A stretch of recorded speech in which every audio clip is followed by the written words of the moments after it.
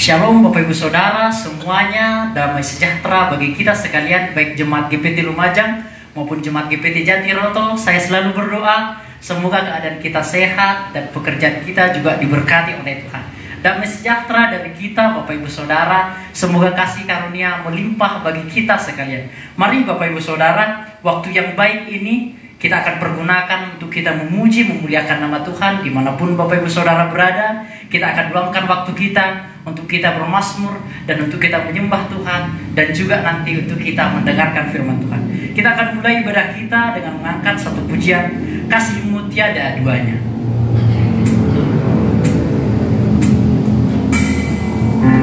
Terima kasih Tuhan, karena kasih-Mu memang tiada duanya.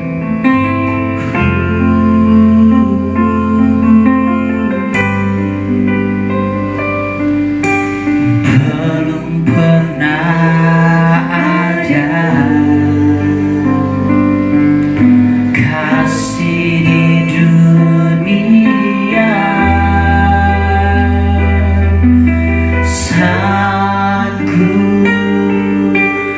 menerima diriku apa adanya selain kasih-Mu, Yesus. Karena sungguh tiada lagi Tuhan. Oh, sungguh tiada lagi kasih seperti ini, sanggup mengubahkan hidupku menjadi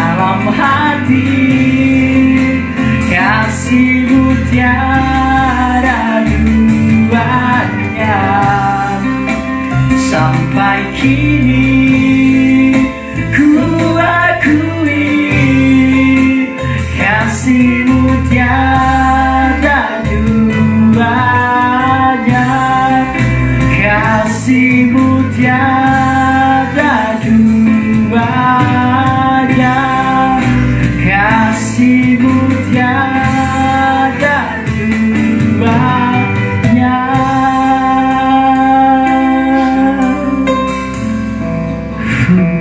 Terima kasih Tuhan.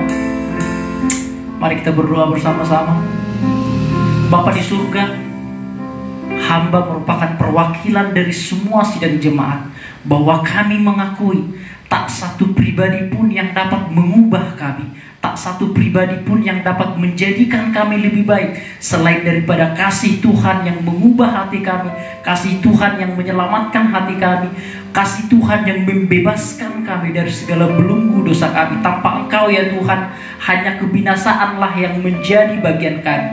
Namun hanya karena Engkau, kami mendapatkan hidup yang kekal, kami mendapatkan pengharapan, dan kami mendapatkan hadiah yang daripada Tuhan yang tidak bisa dibeli dengan apapun. Kami bersyukur ya Tuhan, kami tidak akan pernah lupa pengorbanan Tuhan, kasih Tuhan kepada kami. Oleh sebab itu ya Tuhan, di pagi hari ini, siapapun yang mendengarkan live streaming ini, kiranya Tuhan berikan hati untuk beribadah kepada Tuhan, untuk sungguh-sungguh mendengarkan firman Tuhan, dan untuk sungguh-sungguh juga kami untuk memuji Tuhan. Biarlah semuanya untuk kepujian kemuliaan nama Tuhan.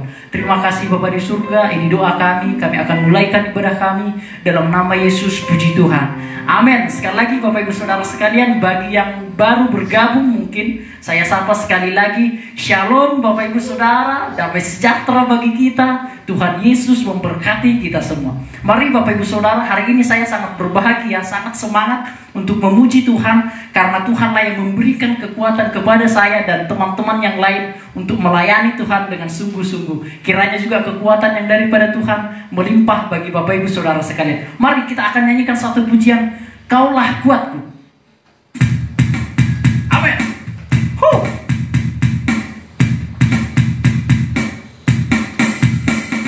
Biarlah segala pujian kemuliaan hanya bagi Tuhan.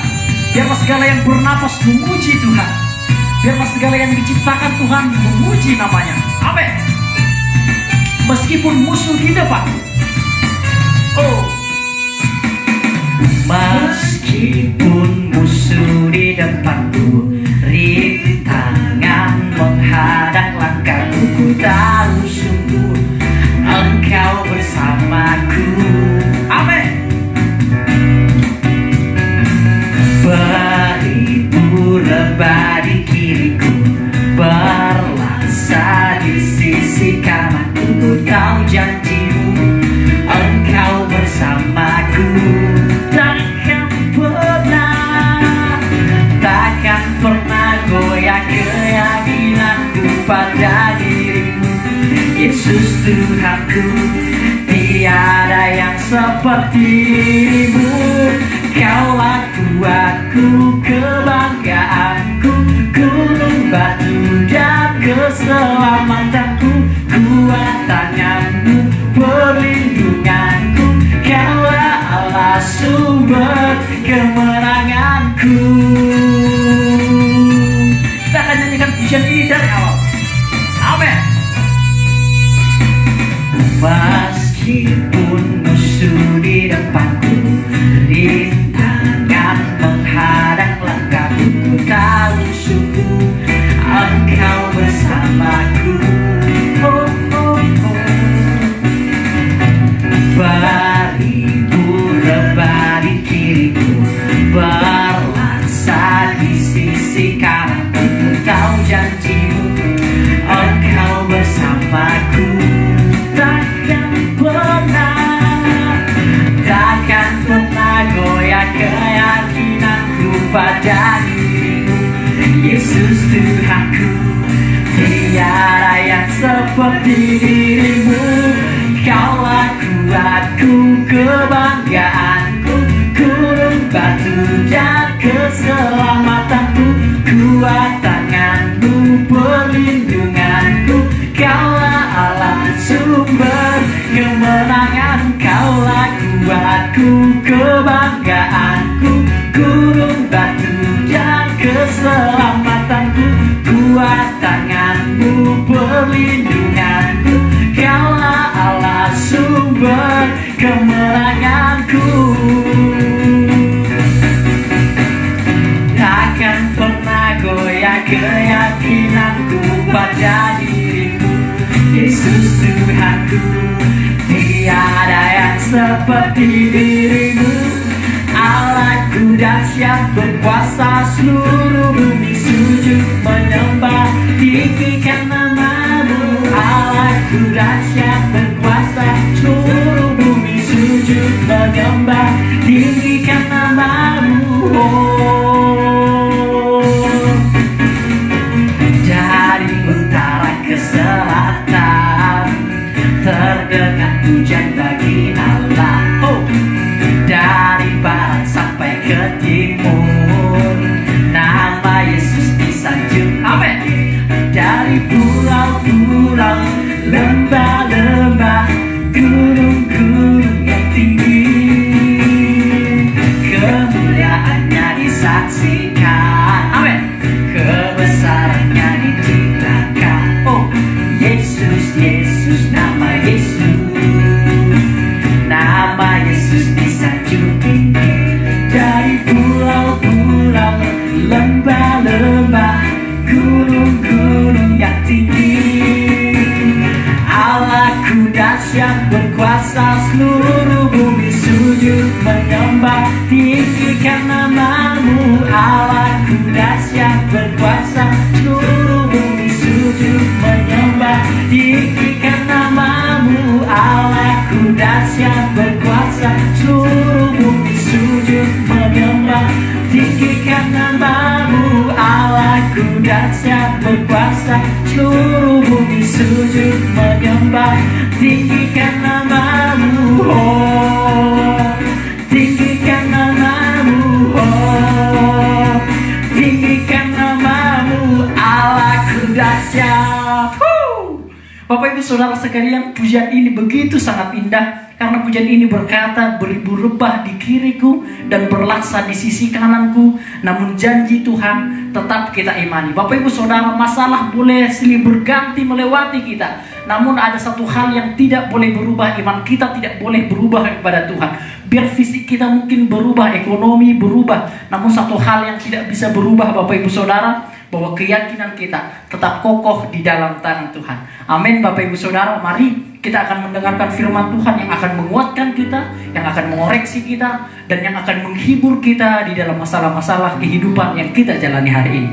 Kita angkat satu pujian untuk kita menyambut firman Tuhan. Ku bawa kepadamu, oh Tuhan. Kita akan persiapkan hati kita sebagai tanah hati yang baik, sehingga ditaburi oleh benih firman Tuhan. Terima kasih Tuhan, kami datang kepadamu.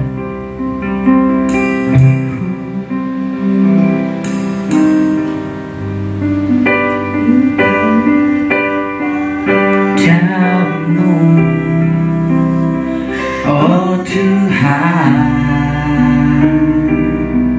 persembahanku ini. Engkau menerima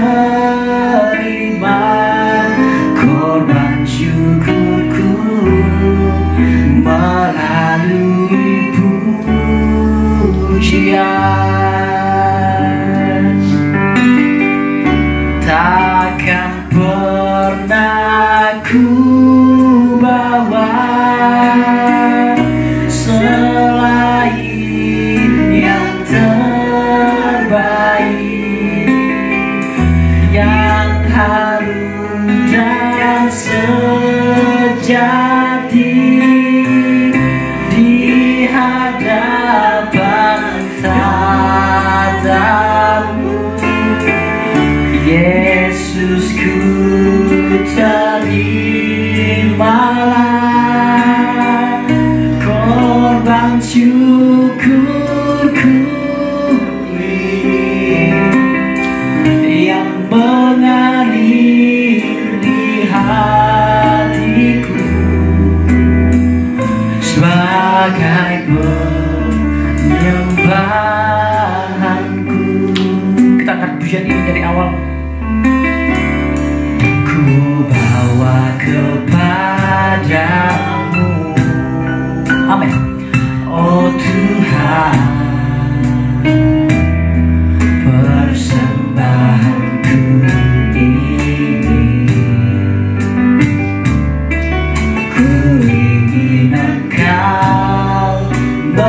terima korban syukurku melalui pujian. Takkan pernah ku bawa selain yang terbaik, yang harum dan sejati di hadapan tatamu. Yesus, ku terimalah korban syukurku ini yang mengalir di hatiku sebagai penyembah. Takkan pernah ku bawa, takkan pernah ku bawa selain yang terbaik, yang harum dan sejati di hadapan tatamu.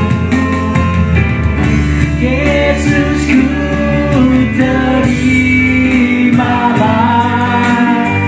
korban syukurku ini yang mengalir di hatiku sebagai penyembahanku, yang mengalir di hatiku sebagai penyembahanku. Mari kita bersatu dalam doa, Bapak Ibu Saudara, supaya kita mendengarkan firman Tuhan. Bapa di surga, biarlah hidup kami, biarlah waktu kami, biarlah pemikiran kami juga kami persembahkan kepada Tuhan sebagai persembahan yang hidup seperti yang tertulis di dalam kitab suci-Mu ya Tuhan. Biarlah kami mengorbankan hidup kami, tubuh kami, jiwa kami sebagai persembahan yang hidup, yang kudus dan yang berkenan kepada Tuhan. Terima kasih Bapa di surga, terlebih khusus pada pagi hari ini kami akan mempersiapkan hati kami untuk ditaburi oleh firman Tuhan sehingga berakar, bertumbuh dan berbuah, menjadikan kami semakin lebih baik, semakin lebih dewasa dan semakin menyenangkan hati Tuhan. Terima kasih Bapa di surga, terima kasih akan dengan sukacita kami sambut firman-Mu di dalam nama Tuhan Yesus Kristus. Puji Tuhan. Amin. Saya serahkan kepada Bapak Gembala kita.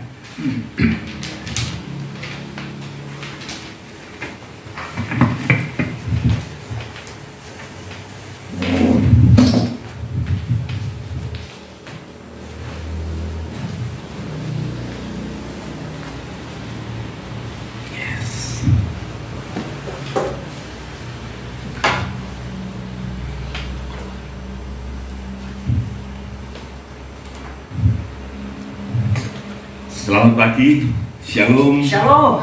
Kita berjumpa lagi di dalam ibadah raya tanggal 14 Juni, minggu kedua dari bulan Juni. Kita masih tetap melakukan ibadah secara live streaming, oleh karena kita juga harus waspada dan tidak boleh untuk memandang ringan keadaan kita saat ini. Oleh karena kita tahu bahwa masih belum diizinkan sepenuhnya, dan kami mengambil suatu keputusan bahwa kami tidak akan mengambil risiko di dalam hal ini. Namun saudaraku, yang penting ibadah ini masih tetap bisa berjalan dengan baik walaupun melalui streaming. Ada unsur-unsur yang bagus di dalam cara yang sedemikian, oleh karena kita bisa berlatih ibadah itu secara betul-betul secara lebih real.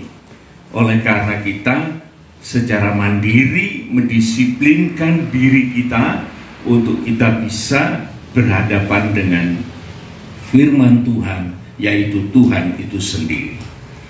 Saya ingin pertama membacakan kepada kita semua di dalam 1 Timotius 4 ayat yang ke-8. Ini tentang ibadah, tentang penyembahan. Kita tadi terakhir menyanyikan bahwa kita mau menyembah Tuhan dan lain sebagainya. Menyembah Tuhan itu, saudaraku, sesungguhnya sudah ada di dalam ibadah kita. Setiap kali kita beribadah, setiap kali itu kita menyembah Tuhan. Oleh karena menyembah Tuhan itu bukan hanya dengan berlutut kemudian gereng-gereng, itu bukan, saudaraku ya. Itu sebagai suatu ekspresi yang khusus. Tetapi ibadah itu selalu ada penyembahan. Apa yang dipersembahkan? Hidup ini, perhatian kita, hati kita, pikiran kita, kekuatan kita, waktu kita, itu dipersembahkan kepada Tuhan. Jadi jangan dikorupsi. Jadi pada waktu ibadah itu memang suasananya serius, bukan main-main, bukan dengan firman sambil makan kacang, itu tidak bagus, saudara ya. Tapi kita akan berusaha belajar. Karena ibadah ini, saudaraku, akan menentukan sikap kita, menentukan jalan hidup kita, menentukan apa yang keluar dari kehidupan kita ini sendiri. Kita baca 1 Timotius 4 ayat yang ke-8. Demikian, latihan badani terbatas gunanya, tetapi ibadah itu berguna dalam segala hal, karena mengandung janji, baik untuk hidup ini maupun untuk hidup yang akan datang. Nah, kalau kita menyadari, saudaraku, kita percaya akan firman Tuhan yang mengatakan apabila jasmani ini dilatih, itu baik, saudaraku, baik sekali. Tetapi Tuhan memang mengatakan terbatas. Oleh karena jasmani kita ini dibatasi dengan usia, kita akan menjadi fatigue, kita akan menjadi lelah, kita akan menjadi exhaust, kita akan menjadi tua, sehingga masa otot kita dan lain sebagainya itu akan menghilang, akan mengecil, sehingga kita tidak lagi bisa seperti pada masa-masa remaja muda kita. Pasti itu terjadi, sehingga Tuhan mengatakan terbatas. Tetapi ibadah itu perkara rohani, saudara. Kalau rohani itu sudah menyangkut soal kekekalan. Di dalam perkataan Paulus mengatakan manusia rohani itu tidak bisa tua, tetapi manusia rohani itu selalu dibaharui, sehingga tidak ada istilah sudah usang rohani, itu tidak ada, tetapi senantiasa dibaharui. Mulai kapan? Mulai dari kita hidup di dunia ini, saudara. Rohani kita sudah mengalami setiap kali ada restorasi di dalamnya, sehingga selalu disegarkan oleh firman Tuhan, dicerdaskan oleh firman Tuhan. Bahkan untuk hidup yang akan datang, kita pun mulai dari sekarang sudah dipersiapkan untuk menyambut hari yang bahagia itu. Saudara, yang penting di sini, saudaraku, saya juga ingin memberikan suatu wawasan kepada kita di dalam Injil Markus pasal yang ke-12 ayat yang ke-30. Ibadah itu, saudaraku, bukan sesuatu yang begitu saja. Tadi saya katakan harus ada suatu penyembahan. Penyembahan itu, tadi nyanyian itu sangat menggugah. yang terbaik. Yang terbaik itu apa? Apa yang terbaik?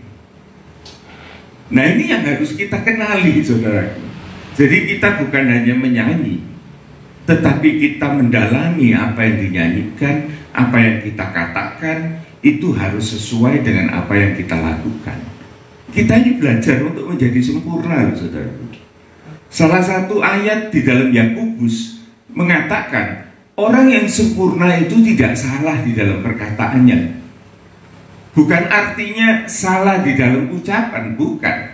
Salah itu artinya di dalam surat Yakobus itu bicara tapi tidak dijalani, itu salah.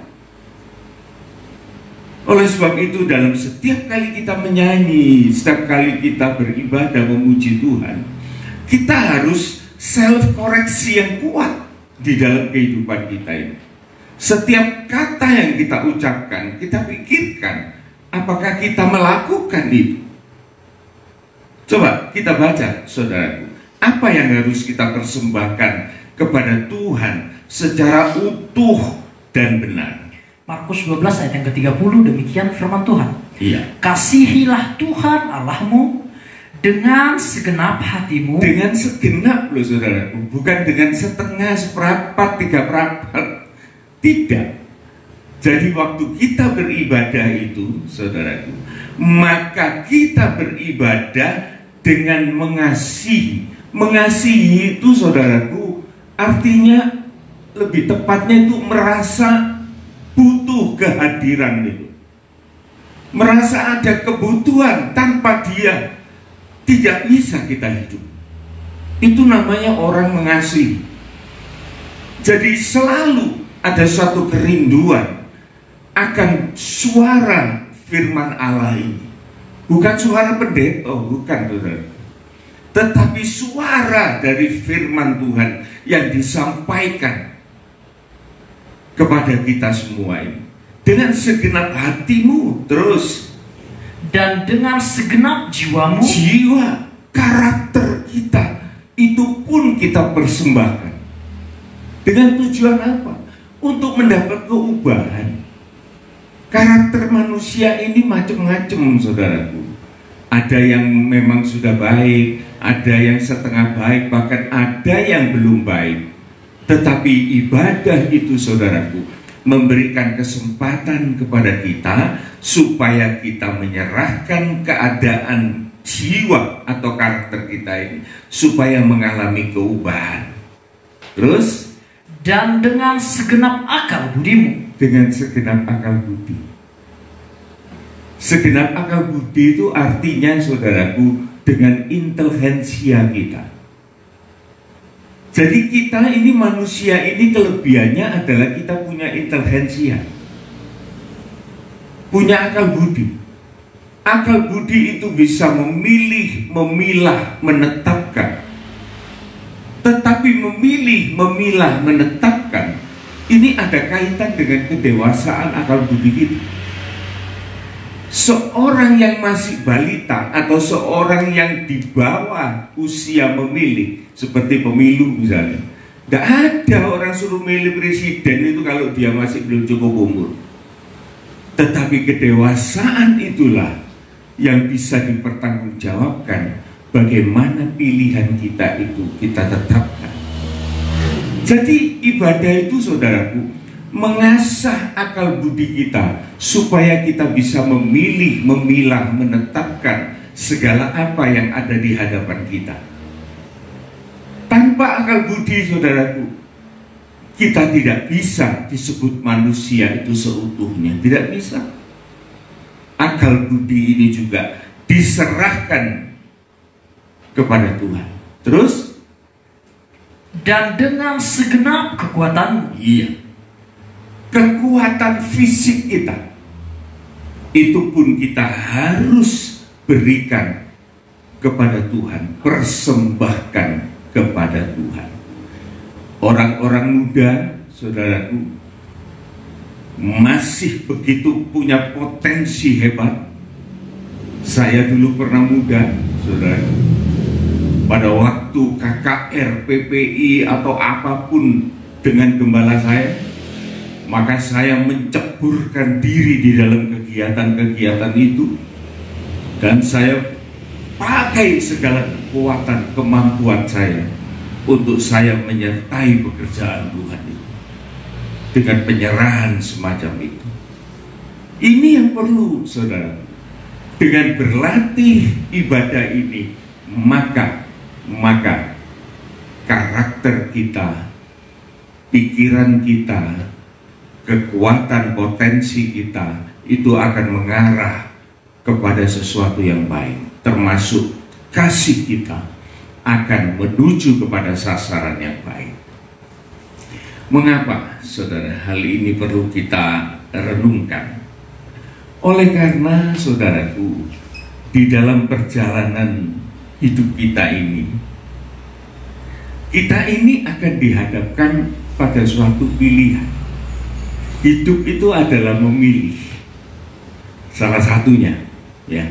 Oleh sebab itu tadi saya kaitkan dengan kedewasaan cara kita berpikir. Dan kedewasaan cara kita berpikir, merasakan dan menikmati firman, menjalankan firman, dasarnya dari ibadah. Coba, saudaraku, kita lihat ya, di dalam 1 Yohanes 2, 1 Yohanes pasal yang kedua, kita akan siap untuk membaca ayat yang ke-15. Gereja Tuhan ini sejatinya, saudaraku, ancaman abadi adalah kemurtatan. Kemurtatan ini, saudaraku, mulai dari zaman Adam sampai nanti pada akhir zaman ini akan malah bertambah-tambah. Oleh karena kemurtatan itu bisa terjadi, ada daya tarik dari dunia ini yang berlawanan dengan daya tarik dari Tuhan, dari kerajaan surga. Kita nggak usah bingung-bingung, saudara. Dari zaman dulu, zaman Tuhan Yesus dicobai, itu sampai sekarang itu sama, saudara. Klasik itu. Harta, tahta, asmara. Kalau dulu orang bilang wanita, tapi sekarang zaman emansipasi tidak bisa gitu, saudara. Masih wanita pun juga bisa mengalami hal-hal semacam itu. Malah sekarang lebih berani dari pria. Ini sudah suatu kenyataan. Tetapi, saudaraku, daya tarik tahta, harta, asmara ini, saudaraku, terbukti dengan nyata. Berapa banyak anak-anak Tuhan, orang-orang percaya, yang dia undur dari Tuhan. Karena apa? Karena dia tergiur dengan harta. Misalnya seorang yang bekerja pada suatu perusahaan, oleh karena imannya dia sebagai orang Kristen, iman kepada Yesus, maka dia tidak pernah mendapat prioritas, tidak pernah mendapat fasilitas, tidak pernah mendapat privilege untuk kehidupannya, sehingga dia tidak pernah mendapatkan suatu keubahan di dalam hal materi. Hal ini berat, saudara. Buat anak Tuhan itu berat. Dan kalau dia tidak tahan dan dia tidak beribadah dengan sungguh, hancur, dia akan terlempar keluar. Dia akan menjadi orang yang murtad. Tentang tahta, tentang kedudukan, sami mawon. Oleh karena dia iman kepada Kristus, maka dia juga tidak mendapat promosi untuk dia diberi jabatan-jabatan yang lebih mentereng. Ini merupakan suatu tantangan, saudaraku. Sebetulnya ini bukan terjadi di satu tempat, tetapi di seluruh muka bumi ini akan mengalami hal yang sama, saudaraku. Kita tidak usah heran kalau kita ada di suatu tempat maka kita ya tahu bahwa di tempat lain juga ada yang sama dengan kita. Demikian juga dengan asmara. Berapa banyak anak-anak Tuhan, saudara, yang meninggalkan Tuhan oleh karena terseret dengan pacar imannya, atau terseret dengan kecantikan, dengan rupa dan lain sebagainya. Maka banyak kali anak-anak Tuhan meninggalkan imannya untuk terseret di dalam hal-hal ini. Jadi kita waspada, saudara. Pencobaan itu selalu hadir di dalam bentuk harta, di dalam bentuk kedudukan tahta, di dalam bentuk asmara. Itu klasik, dan Tuhan selalu mengingatkan hal-hal semacam ini. Jelasnya, saudaraku, mari kita lihat di dalam 1 Yohanes 2 ini tadi, supaya kita melihat kenyataan dan kebenarannya. Ayat 15 dan seterusnya. Demikian, janganlah kamu mengasihi dunia dan apa yang ada di dalamnya. Jangan mengasihi dunia. Jangan mengasihi dunia dan apa yang ada di dalamnya. Terus, jikalau orang mengasihi dunia, orang mengasihi dunia ini artinya keduniawian, loh, saudara ya. Nanti kalau di-compare karena begitu besar cinta Allah kepada dunia, loh, Allah cinta dunia. Lain, konteksnya ini lain. Konteks di sini adalah keduniawian, bukan dunia manusianya, bukan. Tetapi konteksnya adalah keduniawian. Terus, jikalau orang mengasihi dunia, maka kasih akan Bapa tidak ada di dalam orang itu. Otomatis, saudaraku, kalau pikiran kita ini dipenuhi dengan perkara-perkara keduniawian, mana ada tempat buat kasih Allah itu menempati kehidupan kita? Itu tidak mungkin. Maka semuanya itu akan terpenuhi dengan keduniawian. Celakanya, saudaraku, Yakobus mengatakan bahwa orang yang mengasihi dunia, bersahabat dengan dunia, itu otomatis juga menjadi musuh Allah.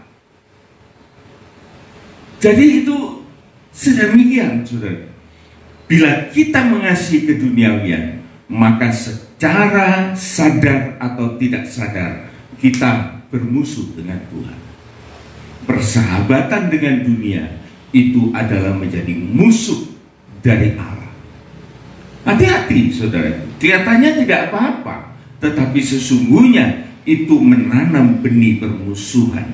Terus, sebab semua yang ada di dalam dunia, yaitu keinginan daging. Keinginan daging, saudaraku, keinginan daging ini adalah asmara, itu adalah seks, pesta pora, mabuk dan lain sebagainya. Terus, dan keinginan mata, saudara. Terus, serta keangkuhan hidup, iya, bukanlah berasal dari Bapa, melainkan dari dunia. Iya. Dunia ini sudah mengerti sebetulnya, saudaraku, tetapi sulit untuk menghindar. Di Jawa ini saja, saudaraku, keinginan daging, keinginan mata, keinginan yang tidak baik itu sudah diterangkan juga di dalam kehidupan kita mulai dari awal. Kita mengenal yang dikatakan, orang Jawa mengatakan molimo. Sederhana saja, saudaraku, tidak usah muluk-muluk, nanti kita tambah bingung. Kita kembali aja yang tradisional. Molimo, apa itu? Madon. Madon itu apa sih, saudara? Orang Batak tidak tahu madon. Madon itu melacur. Asal perkataan perempuan, wedok, madon. Jadi ya artinya itu mengumbar hawa nafsu seksualnya, madon, mata keranjang. Kedua, mabuk, Mabuk ini artinya saudaraku pesta pora, gelojo, sehingga dia memabukkan dirinya dengan hal-hal yang semacam itu. Yang paling jelas adalah orang yang suka minum minuman keras, ini dikatakan pemabuk. Kemudian judi, main ini saudaraku, pernah saya pikir main ini salahnya apa? Main ya sama temennya sendiri, ketawa ke TV, taruhan kalah menang ya uangnya sendiri, bukan uangnya orang. Kenapa kok disebut dosa? Bahkan pemerintah itu sangat memusuhi orang yang main ini, orang yang judi. Apa sebabnya? Kalau madon itu sudahlah, itu bisa diterima oleh karena itu menyangkut kesusilaan. Tetapi kalau minum misalnya, itu bisa mengganggu ketenangan masyarakat kalau mabuk.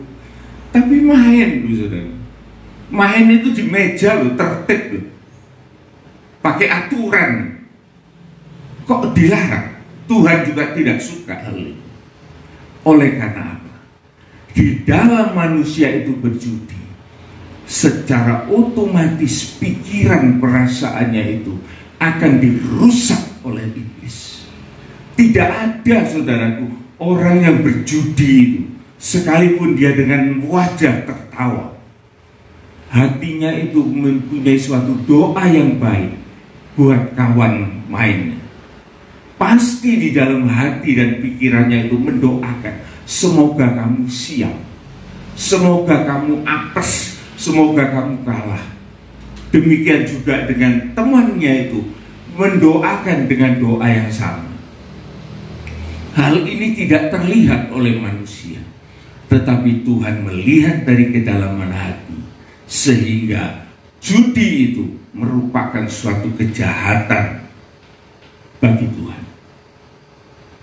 Kemudian maling ini korupsi, saudara.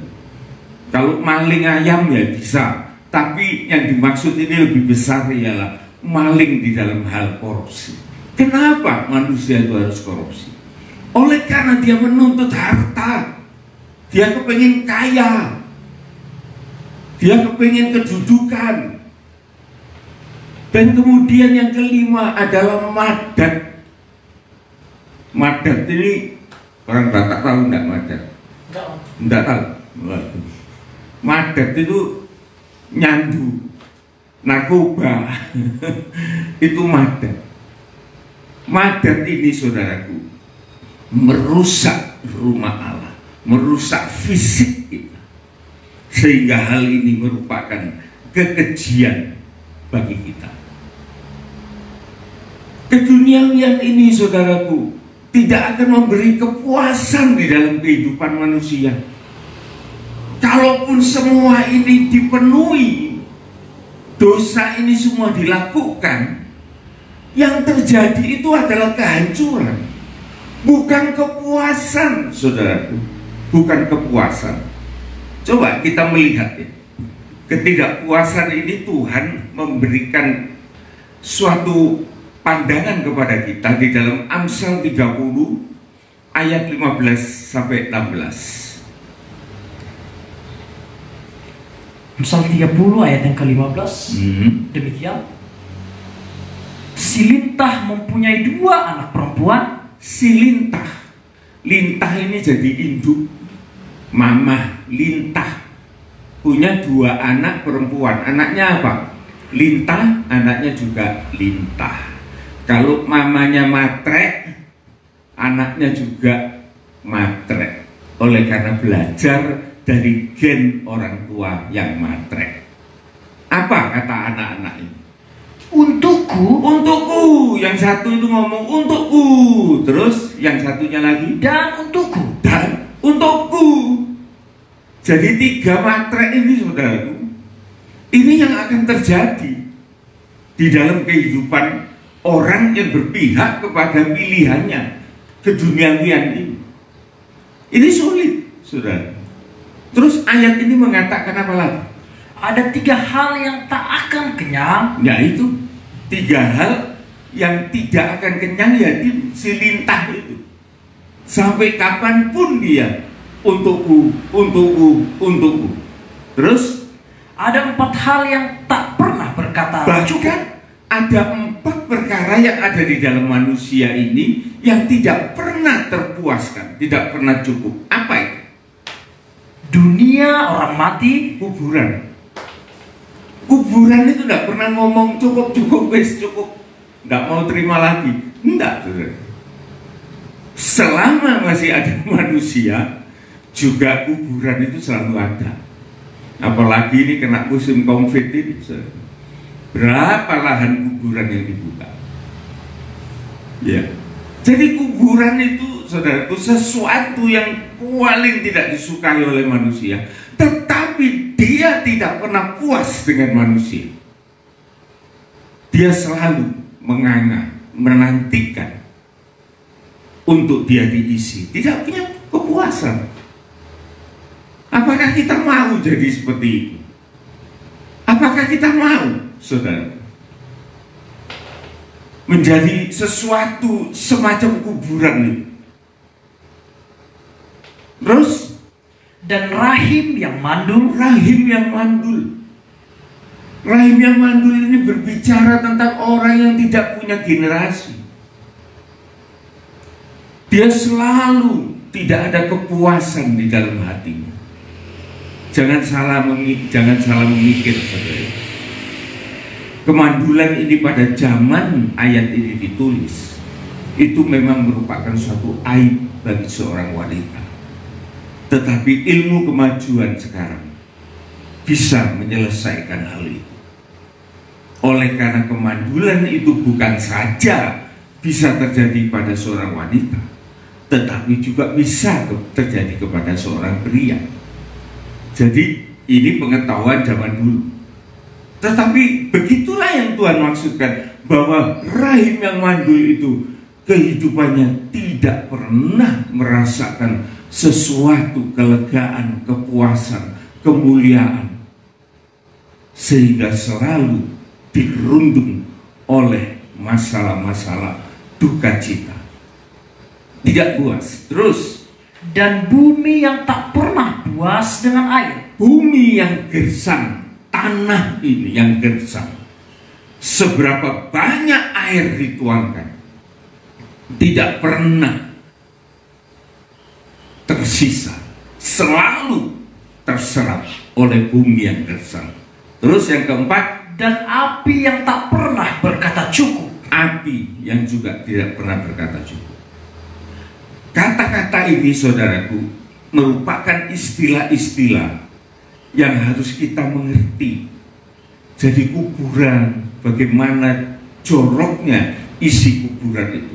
Sekalipun di luarnya tersabut dengan cat yang putih yang bagus, tetapi jelas di dalamnya ada bangkai di sana. Kemudian ada rahim yang mandul, orang yang tidak punya pengharapan. Kemudian bumi yang gersang, tidak ada kepuasan di dalam penerimaannya. Bahkan api itu pun juga tidak ada kepuasan. Ini loh, saudaraku, ini yang membuat manusia itu menjadi murtad.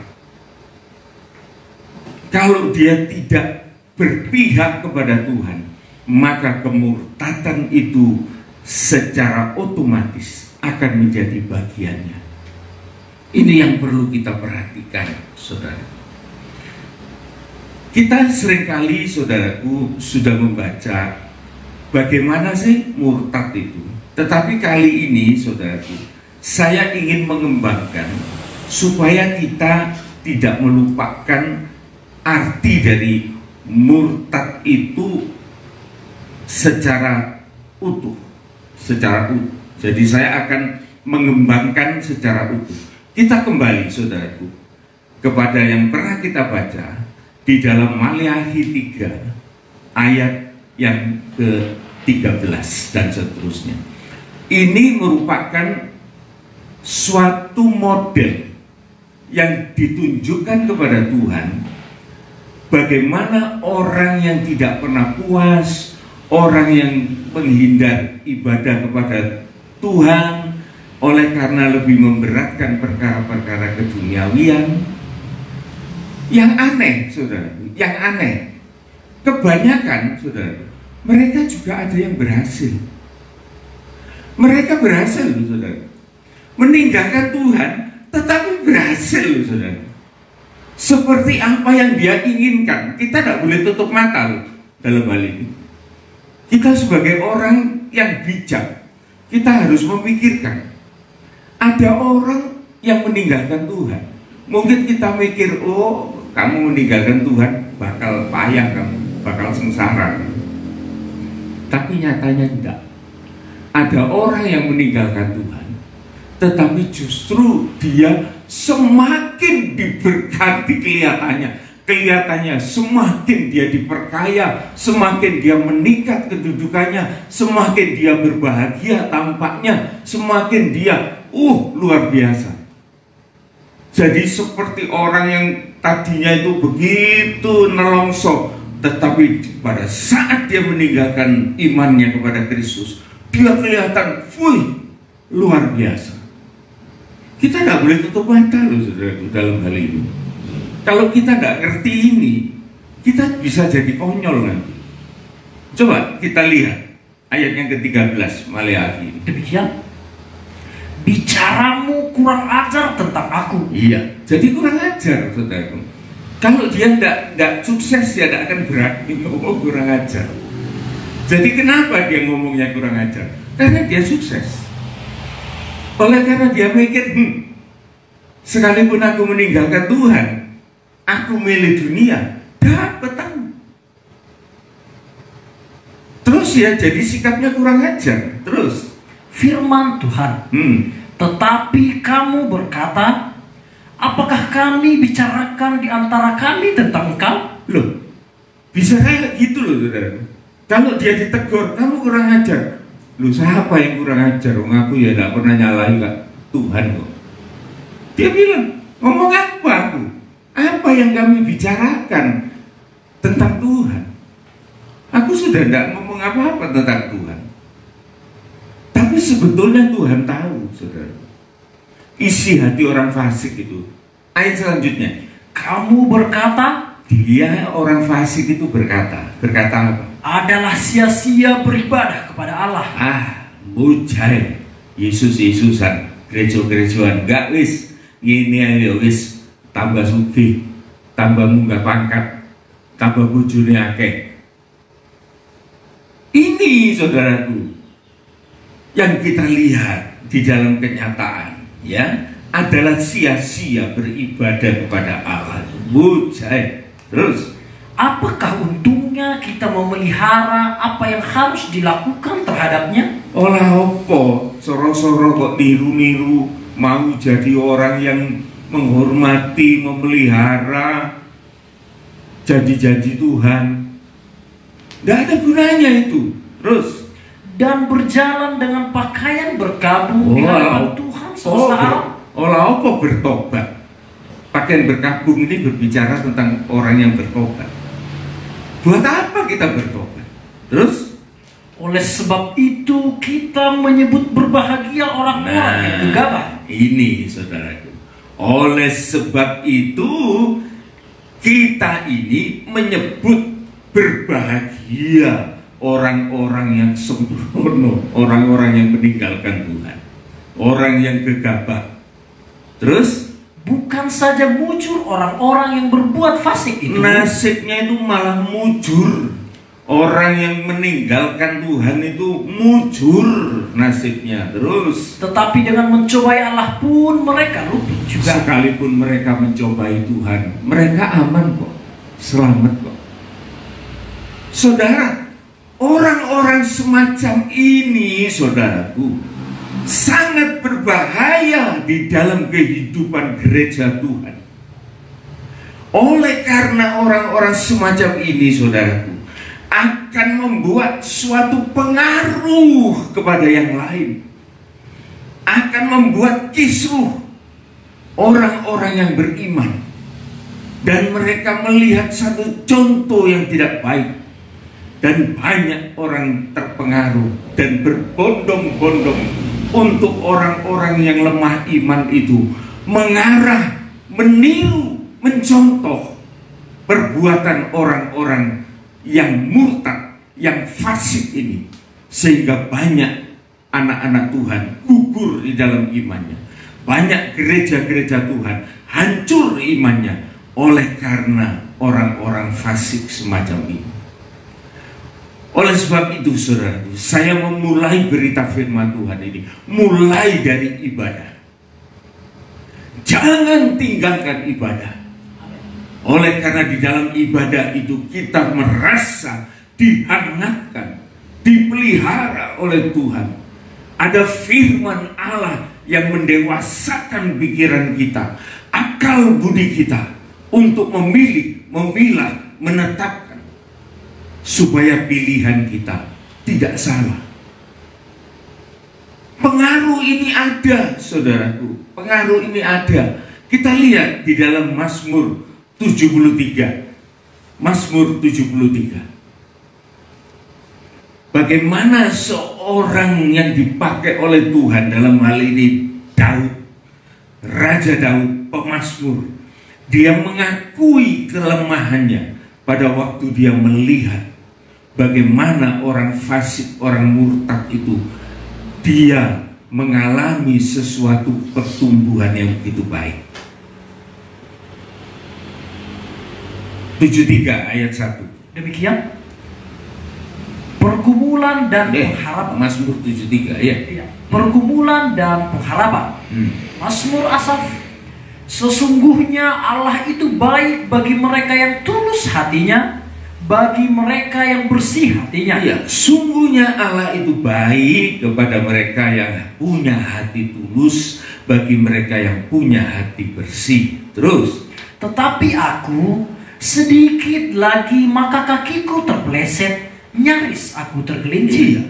Dia mengatakan, saudaraku, nyaris bagi aku ini terpeleset, bahkan nyaris aku ini jatuh tergelincir. Mengapa? Sebab aku cemburu kepada pembual-pembual kalau aku melihat kemunculan orang-orang fasik. Iya, ini loh saudaraku yang berbahaya. Karena orang fasik itu belum tentu, saudaraku, kehidupannya itu nggak enak. Tetapi secara keduniawian, seringkali orang-orang yang fasik itu justru kelihatannya lebih berbahagia dari orang-orang yang beriman. Mata kita jangan tertipu, saudaraku. Ayat yang ke-9. Demikian, mereka membuka mulut melawan langit. Mereka membuka mulut menghujat Tuhan, melawan langit. Terus, dan lidah mereka membual di bumi. Lidah mereka membual di bumi. Terus, sebab itu orang-orang berbalik kepada mereka, mendapatkan mereka seperti air yang berlimpah-limpah. Air ini berbicara tentang masyarakat, saudaraku. Sebab itu orang berbalik kepada mereka seperti air yang melimpah-limpah. Air ini berbicara tentang masyarakat. Justru orang fasik itu, saudaraku, menarik kekaguman, menggiurkan, sehingga banyak orang berbondong-bondong meniru jejak langkah-langkah orang fasik ini, saudara. Menimbulkan suatu kekecewaan bagi orang yang mau sungguh-sungguh melayani, beribadah kepada Tuhan. Ayat 13, apa yang dikatakan sebagai tanda putus asa? Sia-sia sama sekali aku mempertahankan hati yang bersih. Aduh, kalau begitu sia-sia. Percuma aku ini ikut Tuhan, percuma aku ini ibadah. Oleh karena aku melihat orang yang tidak beribadah itu hidupnya juga enak. Untuk apa aku harus bersusah-susah yang semacam begini? Terus, dan membasuh tanganku tanda tak bersalah. Sudah, aku tak cuci tangan aja. Aku sudah tidak cawe-cawe lagi gereja. Aku sudah tidak cawe-cawe lagi pekerjaan-pekerjaan Tuhan. Tidak cawe-cawe lagi tentang ibadah. Wis, gak ibadah-ibadahan. Ini loh saudaraku, ini loh penyakitnya gereja pada zaman akhir. Dan ini selalu ada dan ada, saudaraku. Tapi untungnya di sini, saudaraku, di dalam Mazmur ini kita mendapat sedikit pengertian pada ayat yang ke-16 sampai ke-19. Coba kita runut di situ. Demikian, tetapi ketika aku bermaksud untuk mengetahuinya, Pemazmur ini mengatakan, tetapi aku penasaran, aku ingin tahu apa yang terjadi, apa yang dimaksud Tuhan dengan orang-orang ini. Terus, hal itu menjadi kesulitan di mataku. hal itu menjadi kesulitan. Artinya, saudaraku, pemazmur ini mengakui bahwa dia secara pribadi, secara manusia, secara hikmatnya sendiri, dia nggak ngerti. Dia nggak bisa tembus. Nggak cukup hikmat itu untuk menyelesaikan perkara ini. Dia harus kembali lagi kepada yang mula-mula, yaitu kuasa ibadah itu yang menyelesaikan segala penasaran itu. Tidak bisa, saudara. Kalau kita berpikir secara manusiawi, kita terkecoh, kita tergelincir, kita jatuh, kita meninggalkan keselamatan itu. Tetapi yang menolong kita untuk zaman akhir ini adalah ibadah itu loh, saudaraku. Tidak ada metode lain yang dijelaskan oleh firman Tuhan selain dari ibadah itu. Itu yang paling jitu di dalam kehidupan anak-anak Tuhan sepanjang zaman, saya katakan. Tanpa ibadah, maka tidak ada suatu jalan untuk kita lepas dari pengaruh keduniawian ini. Lanjut. Sampai aku masuk ke dalam tempat kudus Allah. Sampai aku ini masuk ke dalam tempat kudus Allah. Apa maunya masuk ke tempat kudus? Masuk di dalam bait Tuhan untuk beribadah. Terus? Dan memperhatikan kesudahan mereka. Dari tempat itulah aku memperhatikan kesudahan dari orang-orang fasik itu. Baru dia ngerti jikalau dia itu bersama dengan Tuhan di dalam ibadah. Terus, sesungguhnya di tempat-tempat licin kau taruh mereka. Iya, sesungguhnya mereka itu ada di tempat-tempat yang berbahaya. Terus, kau jatuhkan mereka sehingga hancur. Dan dia suatu saat dia akan jatuh dan hancur, mulai dari hidupnya di bumi sampai kehidupan yang akan datang. Terus, betapa binasa mereka dalam sekejap mata, lenyap habis oleh karena kedahsyatan. Iya, itulah saudaraku yang bisa kita lihat sekarang. Bagaimana orang fasik ini, dia begitu beracun bagi anak-anak Tuhan, merupakan sesuatu yang membahayakan kehidupan dari gereja Tuhan. Tetapi kita sekarang kembali, saudaraku, ke Maleakhi 3 tadi. Ternyata di dalam satu perikop Maleakhi 3 ini, Tuhan sudah menyediakan jawaban yang indah buat kita. Tuhan sudah menyediakan suatu jawaban yang indah buat kita. Saudara ingin tahu jawabannya? Saudaraku, mari kita melihat ayat yang ke-16. Demikian, beginilah berbicara satu sama lain orang-orang yang takut akan Tuhan. Iya, di lain pihak orang fasik menghujat, tetapi langsung Tuhan tambahkan, ada yang berbicara satu dengan yang lain, adalah orang-orang yang beribadah kepada Tuhan. Terus, Tuhan memperhatikan dan mendengarnya. Ternyata Tuhan juga memperhatikan kita, mendengar kita, orang-orang percaya. Terus, sebuah kitab peringatan ditulis di hadapannya. Iya, sebuah kitab peringatan. Artinya Tuhan itu mengingat, Tuhan itu tidak melupakan, Tuhan itu mencatat. Sebagai intermezzo, saudaraku ya, saya tidak ingin kita terlalu tegang. Saya pernah mengatakan ini kepada seorang teman saya.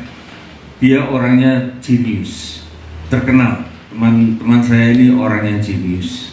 Kemudian saya ceritakan, ya ayat ini, Tuhan itu memperhatikan dan mendengarkan segala apa yang kita lakukan. Dan dia mempunyai sebuah kitab kehidupan yang dia catat di atas kitab itu untuk kita. Pada waktu saya ngomong gitu, dia tertawa, saudara. Dia tertawa terbahak-bahak. Saya heran, saya tanya, kenapa kamu tertawa?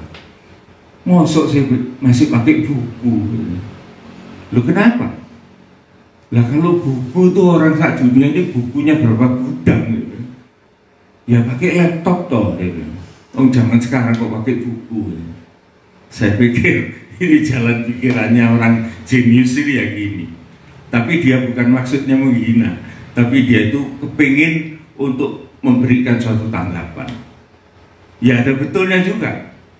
Tetapi apapun, entah itu pakai buku, entah itu pakai laptop, tapi sebetulnya di dalam hal ini yang penting ialah Tuhan mencatat itu sebagai suatu peringatan di hadapannya. Terus di hadapannya bagi orang-orang yang takut akan Tuhan, iya, dan bagi orang-orang yang menghormati namanya. Iya. Terus mereka akan menjadi milik kesayanganku mereka sendiri. Akan menjadi milik kesayanganku sendiri, menjadi milik Tuhan secara pribadi, saudaraku. Terus firman Tuhan semesta alam, iya, pada hari yang kusiapkan, pada hari yang kusiapkan, atau hari-hari kedatangan Tuhan. Tuhan datang kepada kita, atau kita yang diminta datang kepada Tuhan. Itu namanya hari yang disiapkan oleh Tuhan. Terus aku akan mengasihani mereka sama seperti seorang menyayangi anaknya yang melayani dia. iya. Jadi kita ini dianggap atau diangkat atau diserupakan sebagai anak-anaknya, miliknya pribadi. Bukan anak-anak yang pengangguran, tetapi anak-anak yang melayani dia. Terus maka kamu akan melihat kembali perbedaan antara orang benar dan orang fasik, iya, antara orang yang beribadah kepada Allah, iya, dan orang yang tidak beribadah iya, kepadanya. Ini bedanya, saudara. Bedanya. Jadi, saudaraku, kita bisa melihat sekaligus bahaya yang ada di hadapan kita. Apa yang membawa kita untuk keluar dari iman kita? Bagaimana menangkal hal-hal yang semacam itu? Ibadah. Karena ini yang paling utama, saudara. Tetapi juga saya ingin memberikan pesan kepada kita, saudaraku, supaya kita ini juga hati-hati di dalam memilih jodoh kita, memilih pacar, memilih teman hidup dan lain sebagainya. Oleh karena hal ini juga merupakan suatu senjata yang ampuh dari Tuhan untuk kita bisa bertahan. Ayat terakhir, saudaraku, beberapa ayat terakhir sebagai tambahan, selain ibadah, ada penangkal, saudaraku, yang saya pikir, yang saya dapatkan merupakan suatu penangkal yang ampuh dalam hal ini. Coba kita lihat di dalam 2 Korintus 6 ayat yang ke-14. Ini penangkal yang hebat, terutama bagi anak-anak muda, saudara. Ya, bagi mereka yang belum menikah khususnya. Berbahagialah mereka kalau mereka bisa mendapatkan, memilih, memilah, menetapkan dengan kedewasaan rohani apa yang dipilih, apa yang dipilah, apa yang ditetapkan. Baca. Demikian, janganlah kamu merupakan pasangan yang tidak seimbang dengan orang-orang yang tak percaya. Iya. Jadi memilih pasangan hidup itu, saudaraku, sungguh-sungguh jangan pincang. Jangan memilih atau menetapkan orang-orang yang tidak seiman terus. Sebab persamaan apakah yang terdapat antara kebenaran dan kedurhakaan? Iya, apa beda persamaannya antara kebenaran dengan kefasikan, kedurhakaan? Apa? Tidak ada. Terus?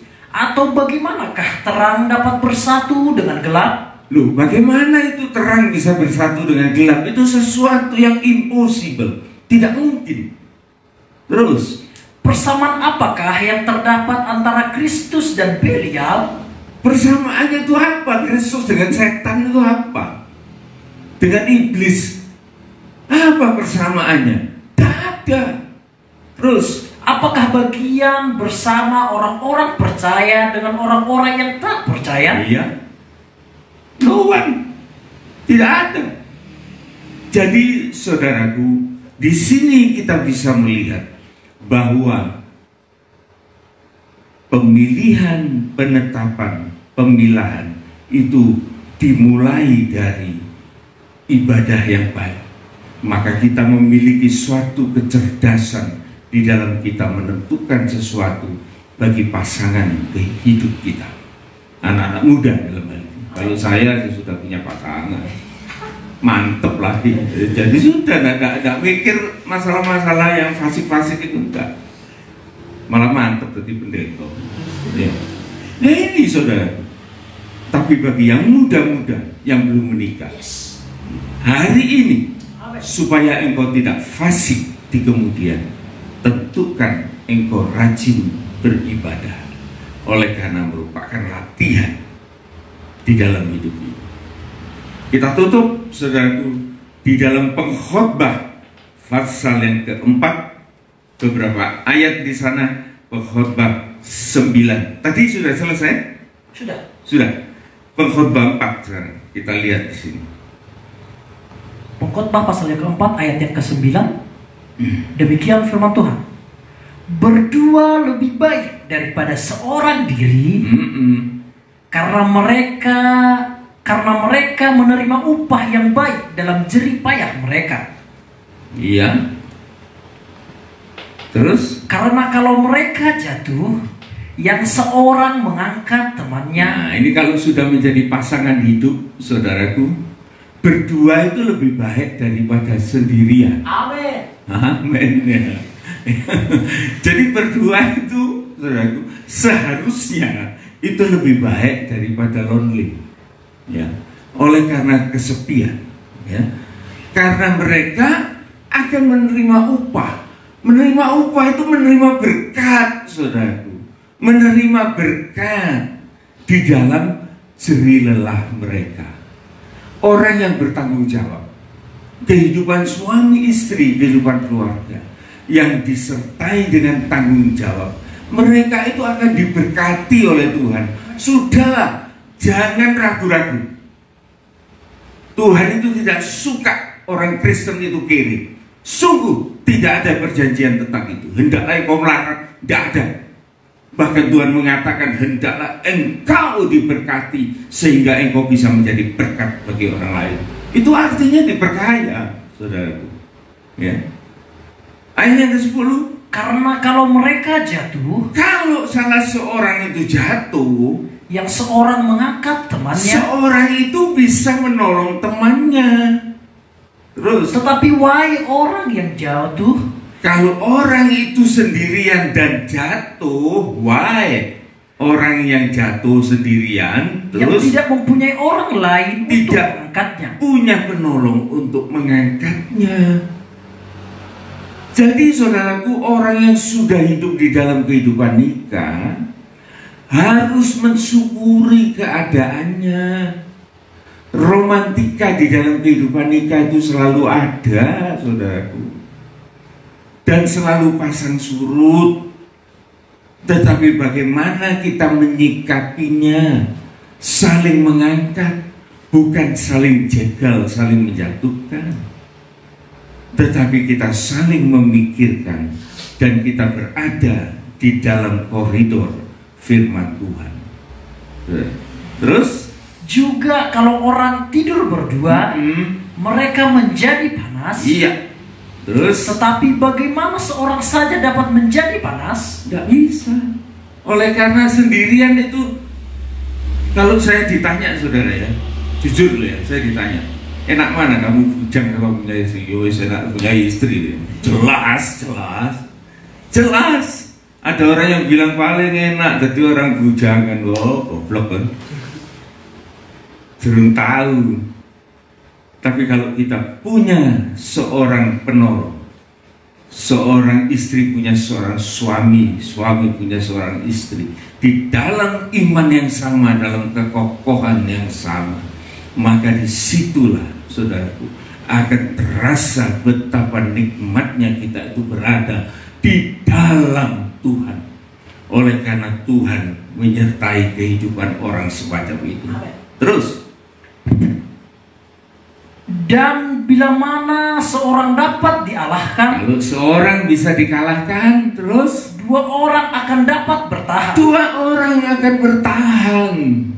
Terus, tali 3 lembar tak mudah diputuskan. Tuhan mengatakan tali 3 lembar tidak lagi bisa diputuskan. Bukan bertahan tuh saudaraku, tetapi tidak akan terputuskan. Kalau saudara punya 2 lembar benang, saudara pilih untuk menjadi 1, bisa. Tetapi kalau saudara pakai, terurai lagi, terbuka lagi. 2 lembar tali itu masih saudara untel-untel seperti apa, dibuka, brodol. Tetapi coba ada tali yang ketiga yang masuk di situ, maka 2 helai tali itu dengan 1 tali yang disertakan, maka dia akan menjadi satu kesatuan yang sangat kuat. Siapa 1 tali yang ada di antara 2 tali? Itu adalah pribadi Tuhan itu sendiri. Sehingga kehidupan orang-orang percaya itu saudara, dia mempunyai satu kehidupan yang kokoh di dalam Tuhan. Alhasil saudaraku, kalau orang itu hidupnya semacam ini, maka orang itu tidak mudah goyah. Dia tidak mudah dipengaruhi oleh keduniawian ini, saudara. Sekalipun kelihatannya enak, tetapi saudara jangan terkecoh. Pemazmur tadi mengatakan, tempat mereka sungguh berbahaya, tetapi tempat kita aman di dalam tangan Tuhan. Supaya jikalau kita ini diperkaya dan kita dikenyangkan, kita tidak sampai mencela Tuhan, menghujat Tuhan, merendahkan Tuhan.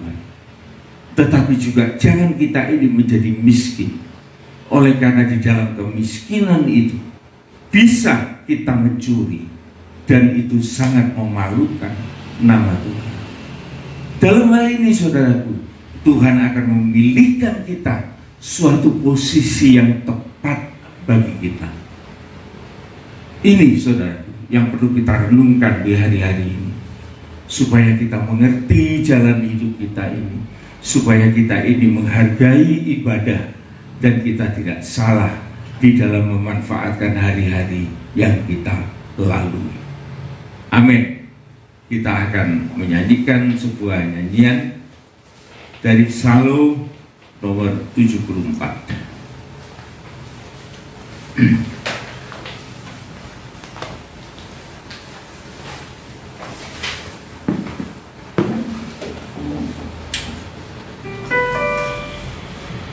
Psalm 74.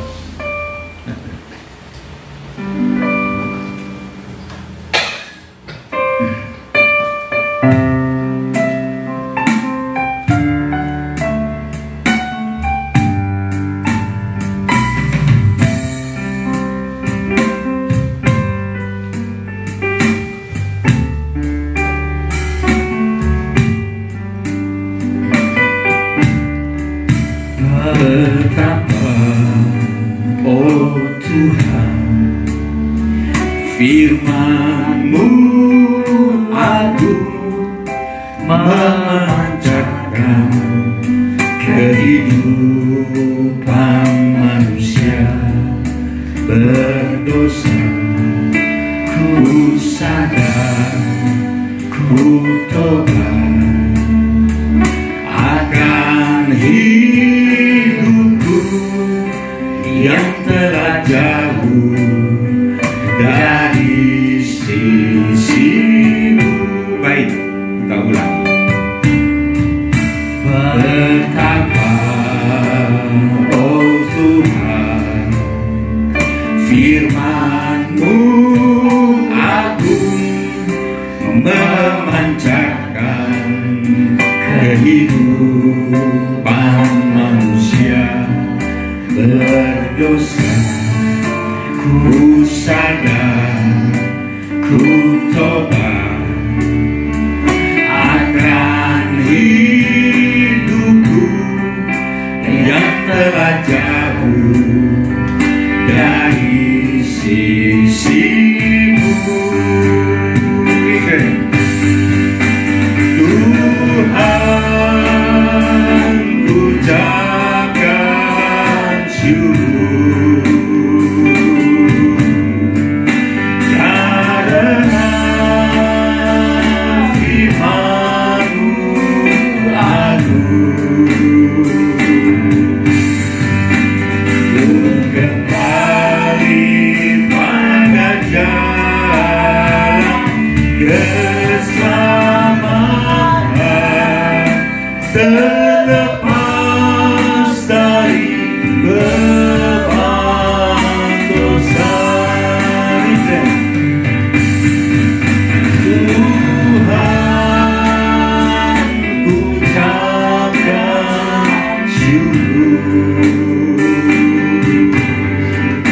karena firman-Mu agung.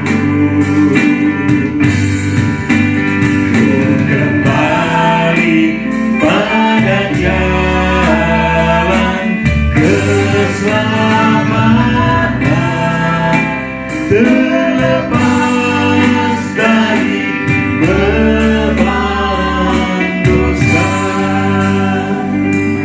Saudara, firman Tuhan ini bukan untuk memojokkan seseorang atau memojokkan kita, tetapi ini adalah suara kebenaran.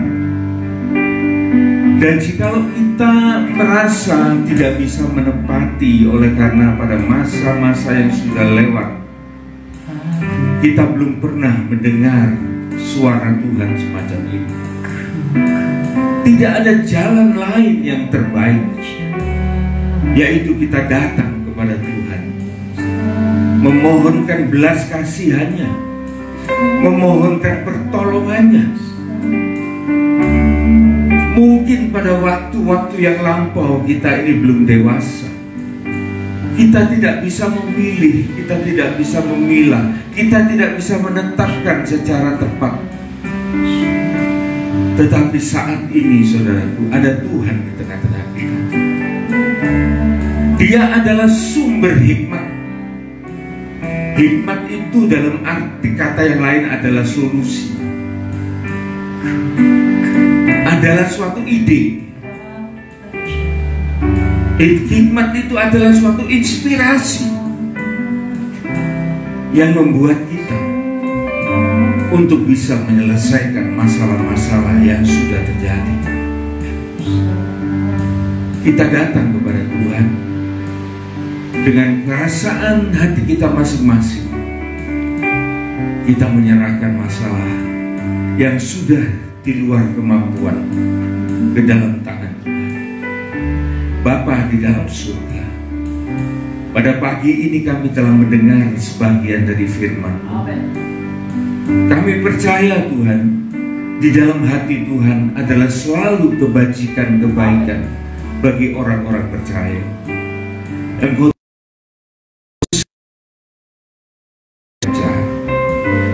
tetapi jikalau kami terjerumus itu memang dari kelengahan kami sendiri. Tetapi saat ini Tuhan, kami datang kepada Engkau untuk mohon belas kasihan dan kemurahan Tuhan, supaya hal-hal yang terjadi yang jauh dari rencana Allah Engkau singkirkan dari kami Tuhan, atau berikan kami kemampuan, kekuatan Berikan cinta surga menyertai kehidupan kita semua dan diberkati untuk menjadi berkat bagi yang lain. Terimalah ini di dalam nama Tuhan Yesus Kristus, dan kita akan melanjutkan segala aktivitas sepanjang hari ini bersama Dia. Terima kasih Tuhan. Kami juga berdoa bagi mereka yang sakit, bagi mereka yang tercoba. Tuhan, kami tidak bisa menjangkau secara manusia kepada mereka, tetapi kami berdoa bagi mereka Tuhan. Biarlah kekuatan doa ini akan sampai kepada mereka yang memerlukan. Di dalam nama Tuhan Yesus Kristus, biar pertolongan jadi atas kehidupan mereka yang sakit, yang tercoba, yang membutuhkan, supaya kelepasan itu terjadi, penyembuhan itu terjadi di dalam nama Tuhan Yesus Kristus. Terima kasih Tuhan. Terima kasih. Amin. Amin.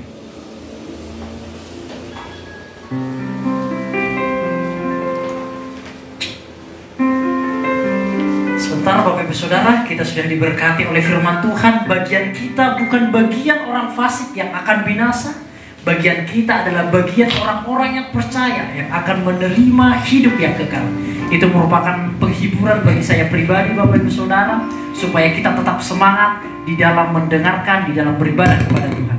Nah Bapak Ibu Saudara sekalian, pengumuman kita yang pertama adalah ibadah kita Bapak Ibu Saudara masih tetap berjalan seperti hari ini, ibadah online, sampai nanti pemerintah menetapkan suatu waktu yang fix, yang pas untuk kita dapat memulaikan ibadah kita di gereja kita masing-masing tanpa ada kendala seperti sedia kalanya Bapak Ibu Saudara.